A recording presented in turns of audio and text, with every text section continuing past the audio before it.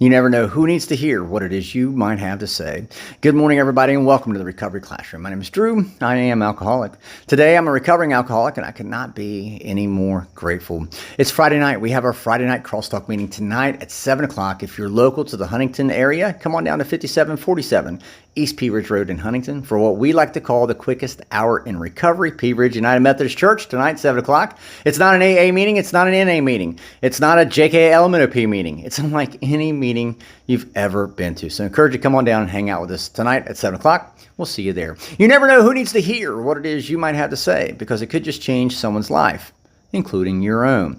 I used to say that all the time, especially here on the morning monologues. I used to say those words a long time ago. And yesterday I was reminded of the significance and the importance of those words that I said. Matter of fact, yesterday, I think I received my biggest dose of gratitude, of humility, of appreciation that I've experienced in my 4 years of sobriety. It makes sense that whenever we get sober, we automatically want to set out on this great crusade. After all, aren't we charged with carrying the message?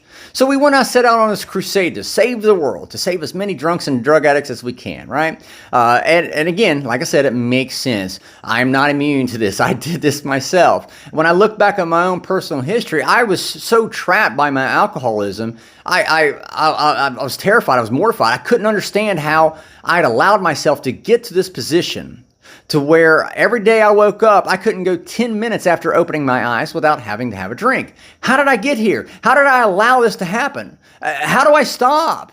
And it pissed me off until I found the way to stop, until I found the program of action known as Alcoholics Anonymous. And once I found that program, again, I was tasked with carrying the message. So yeah, I wanted to start this great crusade. I wanted to tell as many people as possible how I was able to stop so they too might be able to stop themselves. I started working the steps. I started sponsoring other guys, and it made it a lot easier for me to communicate with these other guys that I was sponsoring by just simply recording voice audio messages and sending it to them. Unbeknownst to me, they would take these audio messages and share them with other people, share them with their family members and their moms and dads and siblings, and I had no idea. And so finally, in December of 2022, I started doing these morning monologues on video, thinking that, okay, I'm just going to post these on Facebook for the guys that I sponsor, maybe for their friends and family. Just a limited local impact was kind of my thought process. And I believed that until about 2 years ago, exactly 2 years ago, today, I received a message on my private Facebook account from an individual who did not live near me, who was not in our local area. This individual lives in an entirely different state. Had no idea. This total stranger. Had no idea who they were, never met them, never talked to them, didn't know they existed. And they reached out saying, thank you for sharing the words I was sharing on these morning monologues. Thank you for helping to keep them sober one more day. And it was such a profound moment for me. I was going, oh my God, my recovery is not just affecting my kids. It's not just affecting my friends and my family members. It's not just affecting people in my local community. My recovery is affecting many people across state lines, right? It was just so profound. And I remember that November of 23, I reached back out to this individual after talking a little bit more. I reached out and said, hey, can you send me your address? I know you don't know me, but that's okay. Can you send me your address? And so they did, and I sent them their 4-year chip. Again, as I said, I'm not immune. I set out on the crusade, so to speak, and like many other people, there are times I wake up and I don't want to go to a meeting, or maybe I don't feel like doing a monologue. That's fair too. That happens. And there are times I forget. I have a quick forgetter. There are times I forget that the words I speak may be helping somebody else. Until yesterday, I went to my mailbox yesterday and I got this card in the mail.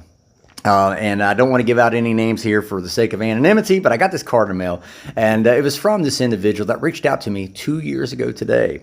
And they sent this chip, this 4-year chip. They sent me my 4-year chip. And what made it even more special, they sent me a handwritten note explaining to me the emotional turmoil that they were going through, explaining to me how my words, the words that I didn't think were going to be very important to anybody else, how they were important to this individual. And I realized at that moment that my crusade, my great crusade to go out and change the world, I can't change the world for everyone, but I can help somebody else change their world. And so not only did I help another person change their world, it also changed mine. So to my friend who sent that card, thank you so much. The words thank you are not even enough. I just can't express my gratitude at you sharing your thoughts and that letter and of course the 4-year chip. It has been with me since I opened the envelope. So thank you once again. You'll be getting your 6-year chip this November for sure. I'm out of time. Thank you guys for letting me come in and share 5 to 10 minutes of your day with you. You guys absolutely keep me sober, and I could not be any more appreciative. We'll be talking again soon, guys. Remember, you can't get drunk if you don't take that first drink.